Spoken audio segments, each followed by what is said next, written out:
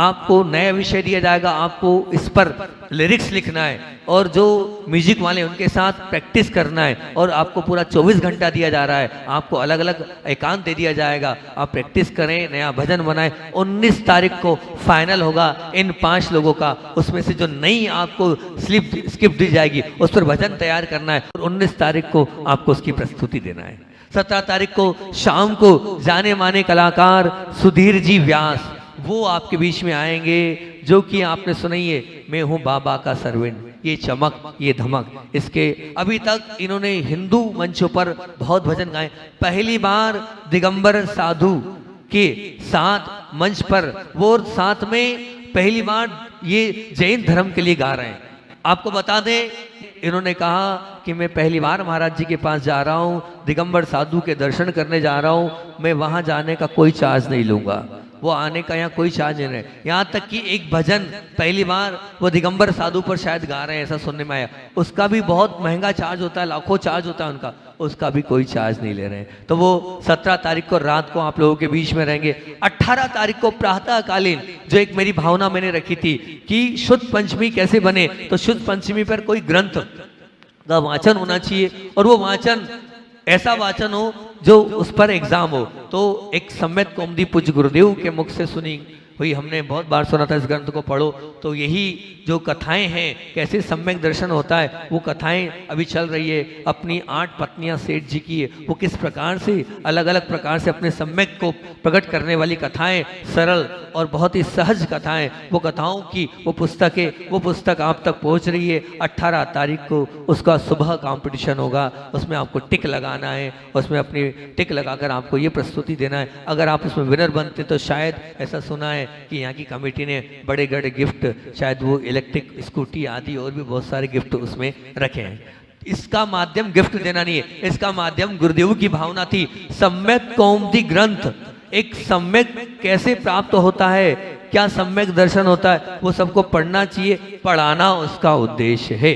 और उसकी जो भी एंट्री फीस जो भी है आप पता कर सकते हैं, वो ले सकते हैं। 17-18 तारीख सुबह और 18 तारीख को दोपहर में हमारे पास समय था। मेरी भावना थी कि पूज्य गुरुदेव बोलते थे कि तत्वार सूत्र जैसा महान ग्रंथ सबको कंठस्थ होना चाहिए, तो बस संयोजना रखी कि जो कंठस्थ तत्वार सूत्र उसको आमनाय स्वाध्याय करके सुनाएगा तो उसे भी सम्मानित शायद किया जा रहा है और स्वर्ण की जाप माला उसे शायद दी जाएगी, ऐसा हमने सुना है। तो वो भी 18 तारीख को दोपहर में होगा। एक भावना ये थी मेरी कि कम से कम जो जिनवाणी का निस्वार्थ भाव से पठन पाठन करा रहा है, जो ज्ञान दान दे रहा है और निश्चित रूप से माँ जिनवाणी का प्रचार प्रसार कर रहा है, हर वर्ष एक उपाधि होनी चाहिए। अरे सबकी उपाधियां हो रही है, माँ जिनवाणी का जो प्रचार प्रसार कर रहा है उसकी भी उपाधि होना चाहिए। और बच्चों ने मेरी बात सुनी और शुद्ध रत्न की उपाधि से 18 तारीख को दोपहर 3 बजे हम किसी न किसी को सम्मानित करेंगे। आज आरोन कमेटी आचार्य श्री के चरणों में इस कार्यक्रम को आशीर्वाद लेने गई है और उनसे निवेदन करने गई है कि हम किसे शुद्ध रत्न की उपाधि से नवाजें। वो गुरुदेव के मुख से वहाँ उनकी आज्ञा लेने गई है कि दोपहर को कार्यक्रम है। रात्रिकालीन में शाम को रोज ध्यान होगा और ध्यान के पश्चात 18 तारीख को शाम को जो पिछली बार के विनर थे दिव्यांश और अहिंसा और प्रखर, तीनों बड़े कलाकार हैं, अपने आप में एक नामी हस्ती दुनिया की बनते चले गई है। ये तीनों की अलग अलग भजन संध्या होती है, लेकिन तीनों कलाकार को एक साथ एक मंच पर 18 तारीख को आप सुनेंगे, तीनों विनरों को। जो पिछली बार श्रुत स्वरांजलि के सीजन 1 के विनर थे वो 18 तारीख को आपके सामने, वो ये जिनवानी की मीठी लोरियां आपने शायद अभी मोबाइल पर सुनी होगी, लेकिन आप खुद अब डायरेक्ट उनसे 18 तारीख को रात में सुनेंगे। 19 तारीख प्रातःकालीन की सुबह आप लोगों को वो जो जितने कलाकार हैं वो अपनी शंकाओं को हमारे सामने रखेंगे, हम उन शंकाओं का उत्तर उन लोगों के बीच में देंगे। और 19 तारीख के दिन दोपहर में वो फाइनल राउंड होगा।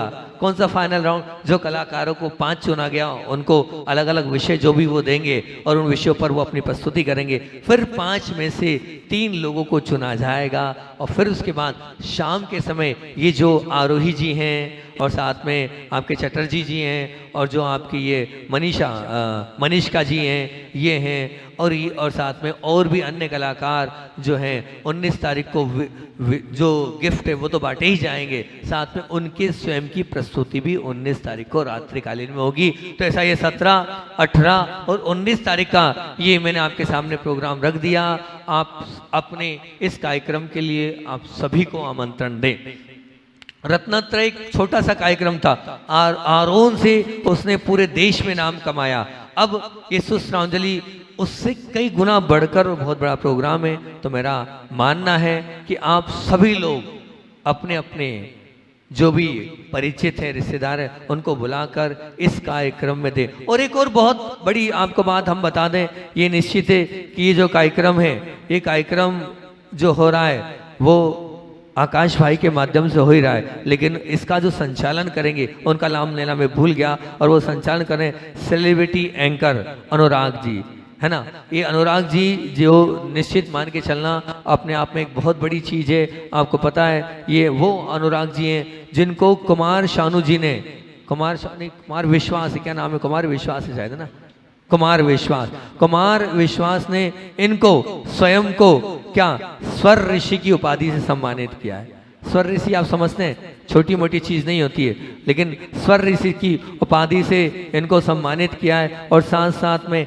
आप आकाशवाणी के एक वक्ता हैं, वक्ता के रूप में आप माने जाते हैं, और साथ ही साथ में आपके माध्यम से बहुत बड़े बड़े कार्यक्रमों के आप संचालक हैं। आकाशवाणी के वक्ता तो है ही हैं साथ में, और स्पेशल हमारे हर कार्यक्रम में हम उन्हें बुलाते हैं कि उनकी मैं तो ये मानता हूँ वो वाणी के जादूगर हैं। ये कार्य होने जा रहा है, आप लोग भी अपनी सहभागिता इस कार्य में दें। इतना ही रखते हुए बोलिए आचार्य भवन विद्यासागर जी महामुनि राज की जय। सदगति और दुर्गति दोनों को आमंत्रण देने की वगम्य शक्ति को धारण करने वाला हमारा मन, सच में ये ऐसा मन है जिस मन के माध्यम से हम ऊंचाइयों को भी छू सकते हैं, और निश्चित उस मन के ही माध्यम से हम अधोगति को भी जा सकते हैं। और अपनी बात चल रही है मन को कंट्रोल, मन को काबू में, मन को कब्जे में करने की बात चल रही है, और उस पर अपना मंगलाचरण है टेकल माइंड। और टेकल माइंड का टी बोल रहा था टर्न इट, मन को मोड़ लो। ए बोल रहा था अलर्ट इट, मन को का सावधान कर लो। सी बोल रहा था करेक्ट इट, मन को सुधार लो। नो बोल रहा था कि के बोल रहा था कि नो इट, मन को जान लो। एल बोल रहा था लिफ्ट इट, मन को ऊपर उठा लो। ये बोल रहा था एम्प्टी इट, मन को खाली कर दो। तो एम बोल रहा था मॉडिफाइड, मन को बदल लो। आई बोल रहा था इंस्ट्रक्ट इट, मन को सूचित करो। एन बोल रहा था नेग्लेक्ट इट, मन की उपेक्षा करो। तो डी बोल रहा है डिफेट इट, मन को हरा दो। निश्चित रूप से हमारी बात नो इट पर चल रही है, और बहुत 4-5 दिनों से मैं वही नो इट की बात आप लोगों के बीच में रख रहा हूँ, और अलग अलग बहुत सारी बातें आज मुझे लगता है अंत कर देना चाहिए नो इट का। फिर अपन कल लिफ्ट इट पे बात करेंगे, मन को ऊपर उठाना है, कैसे हो मन को ऊपर उठाना है, उस पर अपन चर्चा करेंगे 5वें नंबर के बिंदु पर। लेकिन आज इसका एक बिंदु रह गया, अगर एक बिंदु पूरा हो गया तो आज उसकी भी शुरुआत कर दूंगा मैं। और मैंने बहुत सुंदर चिंतन करके 7 बिंदु आप लोगों के बीच में दिए हैं। अब मानना कि बड़े ही जीवन को बदल देने और जीवन को ऊंचा उठाने के लिए और जीवन के अंदर कुछ पाने के लिए इस 6 बिंदु मैं दे चुका हूँ, 7वां बिंदु आज देने वाला हूँ। 6 बिंदु को रिपीट करते अपन। पहला बिंदु मैंने ये दिया था कि स्वयं की बुराइयों को जानो। निश्चित मानना, आज सारभूत बोल रहा हूँ, जिन्होंने अपनी बुराइयों को जाना है एक दिन उनकी बुराइयां समाप्त हो जाती है और वो अच्छे बन जाते हैं। मन से दूसरों की अच्छाइयों को जानो। हाँ, जब भी आप दूसरे की अच्छाइयों को जानोगे तो आप अच्छे बनते चले जाओगे, क्योंकि आप उनकी अच्छाइयों को देखकर अपने आप को अच्छा बनाने का प्रयास कर रहे हो। तीसरा मैंने बोला था मन से अपने मेरा भविष्य क्या है इसको जानो। हम बहुत कुछ जानते हैं लेकिन हम अपने आप को नहीं जान पा रहे हैं कि मैं क्या कर रहा हूँ और मेरे इस करने के माध्यम से मेरा क्या होगा।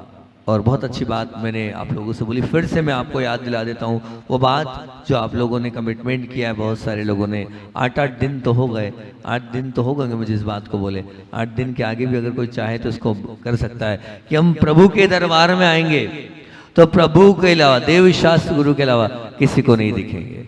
निश्चित ये अपने इस मन से अपनी आंखों को जान लिया तो आपका भविष्य बहुत अच्छा हो जाएगा। और फिर मैंने बहुत ही मार्मिक बात बोली थी कि मन से स्वयं के कर्तव्य और जान जिम्मेदारियों को आप जानो। जिसने अपने स्वयं के क्या क्या कर्तव्य हैं, अपने स्वयं की क्या क्या जिम्मेदारियां हैं, ये जान ली तो फिर दुनिया में अपने आप खोजा जाएगा। उसको उसकी जय जयकारा करवाने की जरूरत नहीं, अपने आप उसकी जय जयकारा होगी। जो व्यक्ति अपने स्वयं के लिए नहीं जीता है, जो व्यक्ति दूसरों के लिए जीता है, वही कर्तव्यों का पालन कर सकता है, वही जिम्मेदारियों को बहुत अच्छे से निर्वाह कर सकता है, निश्चित मान के चलना। और अगर आप चाहते हैं कि नहीं हमें अच्छे बनना है, तो आप लोगों से मैंने कहा कुछ करो चाहे नहीं करो, लेकिन अपने कर्तव्यों की, अपने जिम्मेदारियों की लिस्ट बनाओ, रोज मेडिटेशन करो। बहुत सारे लोग बहुत अच्छे हैं यहाँ के, और उन्होंने मुझे अपने कर्तव्य, अपनी जिम्मेदारी लिख के भी दी। कुछ लोगों ने अपनी बुराइयाँ लिख के भी दी कि मेरे अंदर क्या क्या बुराइयाँ। बहुत अच्छी बात है ये, और अगर ये करेंगे तो आपको भला होगा। मैं तो सिर्फ बोलने वाला हूँ, वैसे बोल सकता हूँ, करना तो लेकिन आप लोगों को होगा।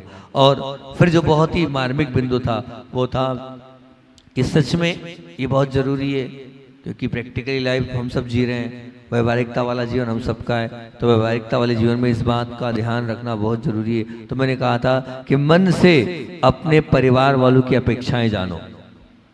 हाँ, बस कुछ नहीं है, सामने वाले की मेरे प्रति क्या अपेक्षा, बस मैं वो पूरी कर दूं। अगर मैं वो पूरी कर दूंगा तो कोई बात ही नहीं है, कोई गिला और शिकवा और राग और द्वेष का कोई मामला ही नहीं रहेगा। वो जो चाह रहा है वो आपने कर दिया, बात खत्म।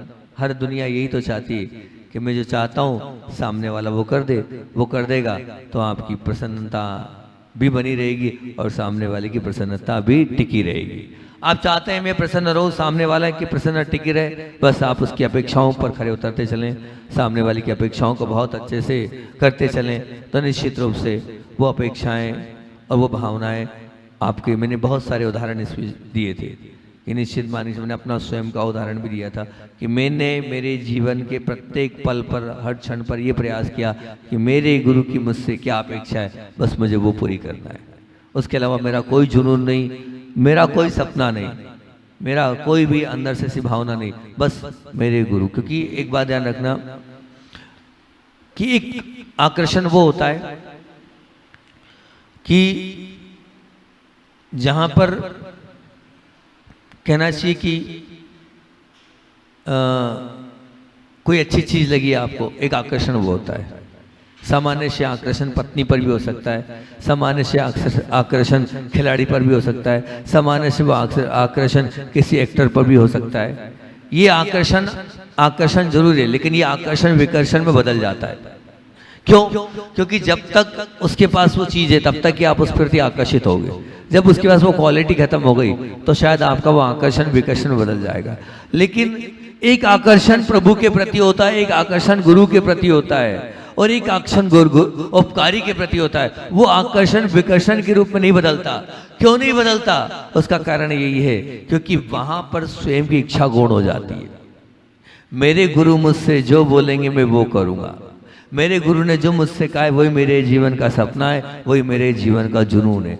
तो वो जो व्यक्ति अपने लिए नहीं जीता है, अपने गुरु के लिए जीता है, वो उसका आकर्षण विकर्षण में 3 काल में नहीं बदलेगा, बल्कि वो दिन पर दिन और बढ़ता चला जाएगा कि नहीं मैं तो उनकी आज्ञा से करता चला जा रहा हूँ। बस ऐसा ही आप निश्चित गुरु जी की अपेक्षाओं को पूरा करते चले जाओगे तो आपके समर्पण, आपकी भक्ति, आपकी आस्था, आपके अंदर का समर्पण दिनों दिन और दोगुना और चौगुना बढ़ता चला जाएगा। निश्चित मान के चलना, विचार करना क्या मैं अपने ही परिवार वालों की और अपने ही वालों की अपेक्षाओं की पूर्ति कर रहा हूँ कि नहीं कर रहा हूँ। कल मैंने बात आपसे बोली थी, बहुत सुंदर सी बात थी।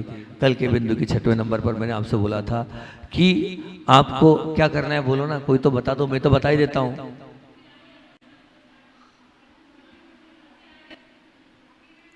अकेले में, ये बहुत अच्छा आपने बोला, मतलब यही चाहता था मैं कि आप ये शब्द जोड़ोगे कि नहीं, वही शब्द जोड़ दिया आपने, इसलिए मुझे अच्छा लगा आपकी बात कि प्रशंसा करना है, लेकिन कहाँ करना है?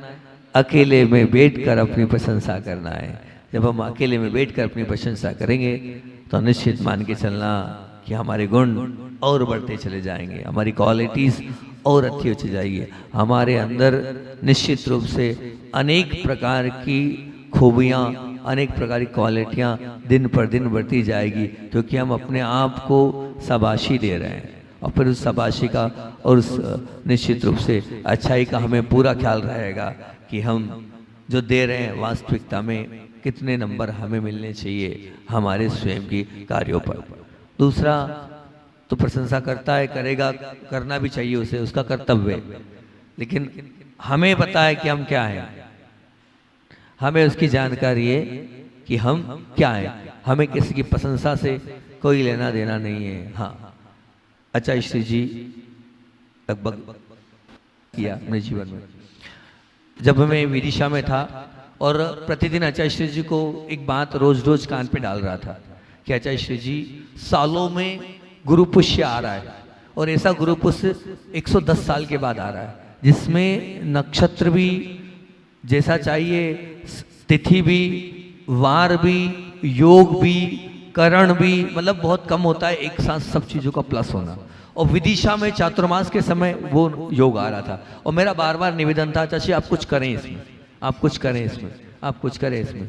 मैंने 3-4 बार इस बात को गुरुदेव के समक्ष वैयावर्ती करते करते बोल दिया, कहीं एक न्यूज पढ़ा दी, तो कहीं एक ब्रह्मचारी को बुलाकर किसी ने वीडियो रिकॉर्डिंग जो मोबाइल पे चलती है, बोलते हैं ना वक्ता लोग, वो सुनवा दिया, आचार्य श्री जी सुनिए आचार्य श्री जी।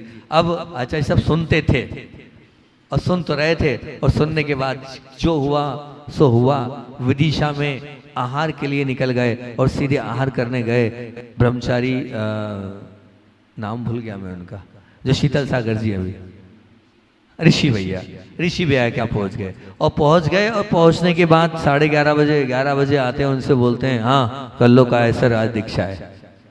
अब विचार करना क्या है ये, वो आए छोड़ने और बोले क्या है दीक्षा है। हालांकि मैं भूमिका तो उनकी बना ही रहा था, चाची जी ये सब कुछ हैं, प्रोफेसर हैं, इनका कोई विकल्प नहीं है, इनको जो है आप देख लीजिए। 2-3 बार बोले हाँ कोई जिम्मेदारी तो नहीं है। अच्छा सी मैं तो प्रोफेसर हूँ, कॉलेज में जाओ साइन करके आओ।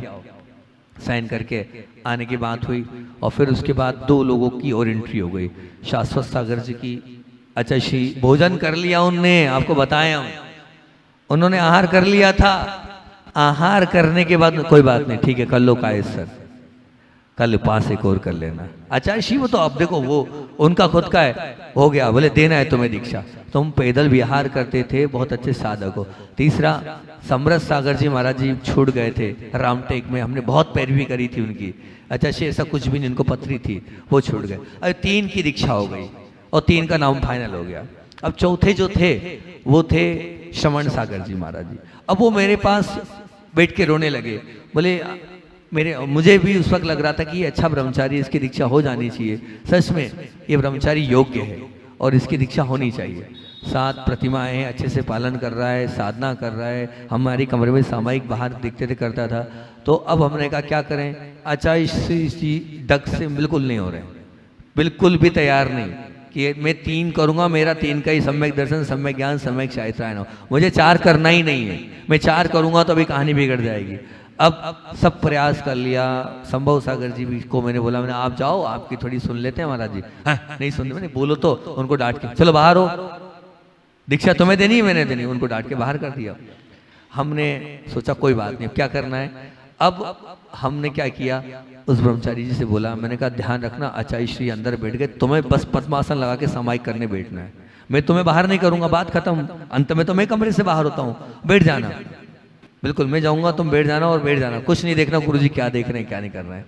हमने उन्हें अंदर बिठा दिया। अंदर बिठा दिया, एक महाराज को बुलाया, इधर आचार्य श्री कोने वाले कमरे में सामायिक कर रहे हैं और हम तेज तेज आवाज में बोल रहे हैं, बताओ ये क्या है, इतना अच्छा ब्रह्मचारी है, साधना है, जोड़ा है, अन्य संघ से भी आया हैगा, साधना अच्छी कर रहा है, जितना मैं बोल सकता था, जितनी प्रशंसा करना था। आचार्य श्री जी को ऐसा नहीं करना चाहिए, क्या हो रहा, 3 की जगह 4 हो जाएगी, अब कब होगी, क्या होगी, सब तैयारी से में व्यक्ति टूटता है, जितना कर सकता था करा।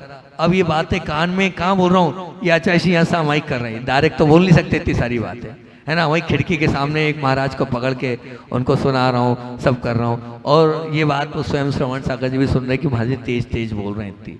और मानना उधर आचार्य श्री जी पूरे सामायिक में उनको देखते रहे, और फिर उसके बाद खड़े होते हैं, बोले आओ कायसर कर लो, जाओ तुम भी जाओ। तो उस वक्त मुझे लगा कि देखो कम से कम आचार्य श्री जी अपनी कम से कम बात भी मान लेते हैं। अगर अपन बात बोलें तो निश्चित रूप से बात गुरुदेव सुन भी लेते हैं और कर भी लेते हैं, तो निश्चित मान के चलना। आचार्य श्री दयावान भी थे और आचार्य श्री करुणावान भी थे। हमेशा कोई भी ऐसा होता था तो वो सुनते भी थे, ऐसा नहीं कि आया और गया कर दिया, आपने बोला और अपनी हट लगा दी कि नहीं नहीं। मुझे बड़ा अच्छा लगा, सब लोग थे, पूज्य समय सागर जी भी थे, पूज्य योग सागर जी भी थे, सब ने संभव सागर जी भी कहा, पर उस व्यक्ति का पुण्य ये था कि क्या बता कौन सी बात उस समय लग गई और 3 के उन्होंने 4 कर ली, नहीं तो वो 4 करने के मूड में नहीं थे। ये बात मतलब साक्षात जो घटा, मैंने आपको रियल घटना आपके बीच में रखी मैंने आपके सामने। तो बात कहाँ चल रही थी अपनी और कहाँ आ गए अपन? हाँ, बात तो अपने को कुछ और करनी थी, पर बात अपनी यहाँ आ गई, कोई दिक्कत नहीं। बात चल रही थी अच्छाइयों को जानकर अपनी प्रशंसा करें। और आज का बिंदु क्या है? समय बचा कि नहीं? हाँ है। आज का बिंदु क्या है? आज का बिंदु है, बहुत सुंदर सा बिंदु है कि वो बहुत जरूरी है। और ये मेरा बिंदु नहीं, ये पूज्य गुरुदेव का बिंदु है। गुरुदेव हमेशा कहते थे कि इस बात का हमेशा ध्यान रखना चाहिए, अगर आप एक सफलतम व्यक्तित्व बनना चाहते हैं तो हमें इस बात का ध्यान रखना चाहिए, नहीं तो आप उलझन में फंस जाएंगे। और वो बिंदु क्या था? बोले अपनी क्षमताओं को, अपनी कुव्वत को देखकर अपने मन से जानो मेरी क्या क्षमता है, मेरी क्या कुव्वत है।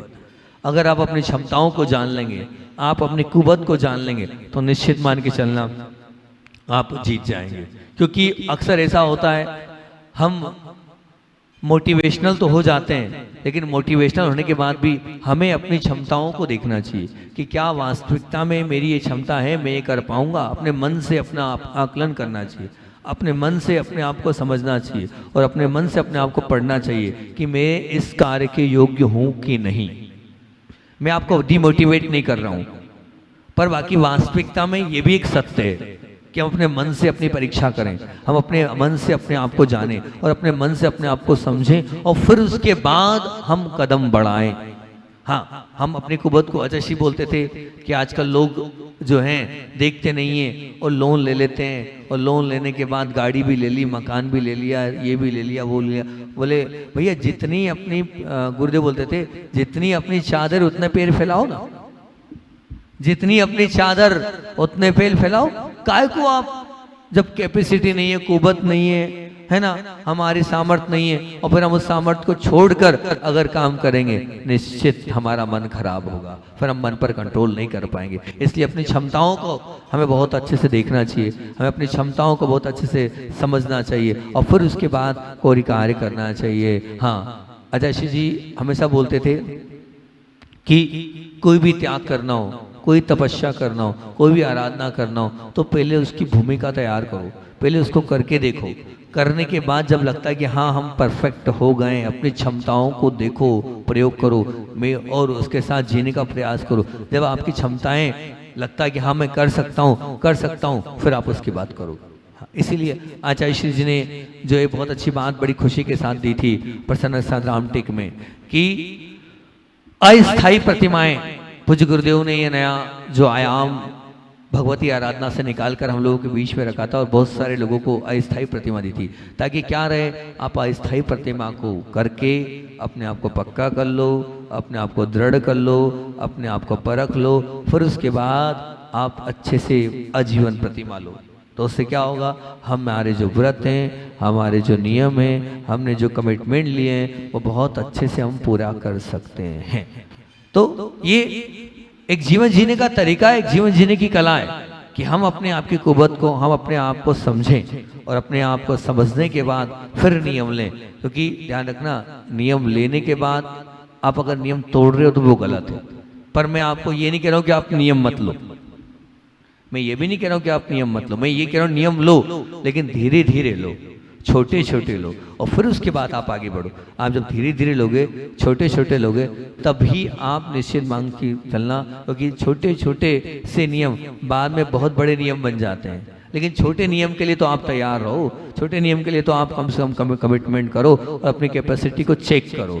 तो हम अपनी कुव्वत को जान सकते हैं, हम अपनी कुव्वत को पहचान सकते हैं। कब पहचान सकते हैं? जब हम अपने आप को उन सब नियमों में थोड़े थोड़े समय के लिए बांधें और अपनी स्वयं की क्षमताओं का उपयोग करें। हमारे पास बहुत सारी शक्तियां हैं, हम अपार आत्मबल को लिए हुए हैं, लेकिन उस आत्मबल की क्षमताओं का प्रयोग कब होगा? जब हम अपने आप का परीक्षण करेंगे और हम अपने आप को लेंगे। तो आप आचार्य श्री जी ने कोई भी त्याग एकदम नहीं कराया हम लोगों को। बहुत सारी उन्होंने रिक्शेशन देकर बहुत सारी हमें सावधानियां बताकर त्याग कराए, ऐसे करना ऐसे करना। उसके बाद कहा कि अब त्याग कर दो। हाँ, मैंने कल परसों आपसे कहा था ना कि किसी को नहीं पता कि मेरा हरि का त्याग कब हुआ। मेरा भोपाल चतुर्मास में त्याग हुआ, जबकि ब्रह्मचर्य अवस्था से हरि नहीं लेता था। आचार्य जी ने कभी नहीं दिया, हमेशा वो कहते गए अभी साधना करो, अभी साधना करो, शरीर का कोई भरोसा नहीं, अभी साल भर रुक जाओ, दीक्षा हुई अभी 2 साल रुक जाओ। अब कब चतुर्मास हुआ था भोपाल में? 2014 था ना, 16। अब विचार करना, हर बार प्रतिवर्ष में गुरुदेव के चरणों में जाता था और हरि की बात रखता था। और आचार्य ने 12 वर्ष तक मुझे नियम नहीं दिया। 12 वर्ष तक उन्होंने कहा अभी नहीं, अभी नहीं, अभी नहीं, अभी नहीं। और पूरी दुनिया जानती थी कि हरि का त्याग है, हरि का त्याग है। वो कहते थे अभी परीक्षा करो, अपने आप को चेक करो। और फिर जब भोपाल में उन्होंने, मैंने नहीं मांगा, उनने मन से दिया। भोपाल चतुर्मास में मैंने नहीं मांगा उनसे, उन्होंने मन से दिया मुझे। और पता है किस लिए दिया? इसलिए दिया कि इस बार तुम्हें जो है ना, सब लोगों की भावना है और तुम्हें जो है वो प्रवचन करना है दीक्षा दिवस पर। सब महाराज लोग लगे थे, निस्वार्थ सागर जी वगैरह, सबके प्रवचन होते हैं, महाराज जी के प्रवचन नहीं होते। तो मैंने आचार्य जी को समझा, आचार्य जी मेरा केशलोच है। तो बोले केशलोच की बात और भी शुद्धि बढ़ती है और अच्छा रहता है, बढ़िया प्रवचन होगा। उन्होंने विषय दे दिया, सब दे दिया और तैयार कर दिया। बोले एक तुम्हारी इच्छा है ना, 10-12 साल से पीछे लगे हो, काहे कि हरि त्याग। बोले कर लो काहे सर, आज हम हरि का त्याग भी देते तुम्हारे लिए। उन्होंने आगे रख के हमें हरि का त्याग दिया। और उन्होंने कहा अब आपने अपने आप को अच्छे से जान लिया, आपने बहुत सारे मौसम देख लिए और आपने 10-12 गर्मी, क्योंकि आचार्य जी एक बात बोलते थे कि हरि त्याग करने में सबसे ज़्यादा तकलीफ होती है गर्मी में। ठंड में कोई तकलीफ नहीं, बरसात में तो खाने नहीं चाहिए हरि। हाँ, बोले गर्मी में भोजन अंदर नहीं जाता है, ये आचार्य जी कहते हैं। बोले हम जानते हैं हम गर्मी में कैसे अंदर करते हैं, और ये के साथ ठीक। बोले कुछ रुचता नहीं है, अगर आम होता है, खट्टा मीठा होता है, हरी सब्जी होती है, जूस होता है, तो वो अंदर चला जाता है। बोले आपने 10-12 गर्मी देख ली, अब आपने अपना परीक्षण कर लिया और आपने आपको जांच लिया, अब आपको हम आजीवन त्याग देते हैं। ये आचार्य श्री ने स्वयं ने अपने मुख से त्याग दिया। लेकिन कितने साल तक उन्होंने हमें ठोका, परखा, जांचा, समझा और कहा साधना करते रहना। बहुत अच्छी बात है, साधना छोड़ना नहीं। हरि का त्याग है तुम्हारा, दुनिया के सामने तुम त्याग रखना, दुनिया के सामने ये बोलना मेरा त्याग है, ठीक है ना। लेकिन त्याग उन्होंने कब कराया? बाद में कराया। तो ये गुरुदेव हमेशा कहते थे हर चीज को करने के पहले अपनी क्षमताओं को जांचो, परखो, अपनी कुवत को देखो और कुवत को देखने के बाद फिर आप पक्का अपना कमिटमेंट करो, हैं। उससे क्या रहेगा, हम अपने नियम के प्रति कटिबद्ध रहेंगे, हमारे वचनों के प्रति हम पूरी तरीके से फॉलोअप करने के लिए हमेशा तैयार रहेंगे कि हाँ हमने जो नियम लिया है, हमने जो वचन दिया है, हम उसको बहुत अच्छे से कर सकते हैं। तो आज का बिंदु इतना ही है। क्या है आज का बिंदु? अपनी कैपेसिटी, अपनी कुव्वत को जानकर हमें समझना चाहिए। इसलिए अपने मन को हमें पढ़ना होगा। जब हम मन को पढ़ेंगे तभी हम अपनी अपनी कैपेसिटी को जान पाएंगे। 7 बिंदु बड़े मार्मिक है। इन 7 बिंदुओं को मन से स्वयं की बुराइयों जानो, मन से दूसरों की अच्छाइयाँ जानो, मन से मेरा भविष्य क्या है वो जानो, मन से स्वयं के कर्तव्य जिम्मेदारी को जानो, मन से अपने परिवार वालों की अपेक्षाओं को जानो, मन से क्या बोला था अपनी अच्छाइयों को जानो और मन से अपनी कैपेसिटी को जानो। क्या मेरी क्षमताएं और मैं उन क्षमताओं का उपयोग कर रहा हूं कि दुरुपयोग कर रहा हूं। अगर मेरे पास क्षमता है, वास्तविकता में क्षमता तो है, लेकिन उन क्षमताओं का उपयोग भी कर रहा हूं कि नहीं। ऐसा तो नहीं कि उन क्षमताओं का दुरुपयोग कर रहा हूं मैं, तो है तो उसका उपयोग करो और उससे अपने जीवन को अच्छा बनाओगे तो निश्चित रूप से आपका जीवन बहुत अच्छा बन जाएगा। संस्मरण सुनाना था लेकिन अब कल सुनाएंगे क्योंकि बीच में संस्मरण एक हो ही चुका है। बोलिए आचार्य विद्यासागर जी महामुनि राज की जय।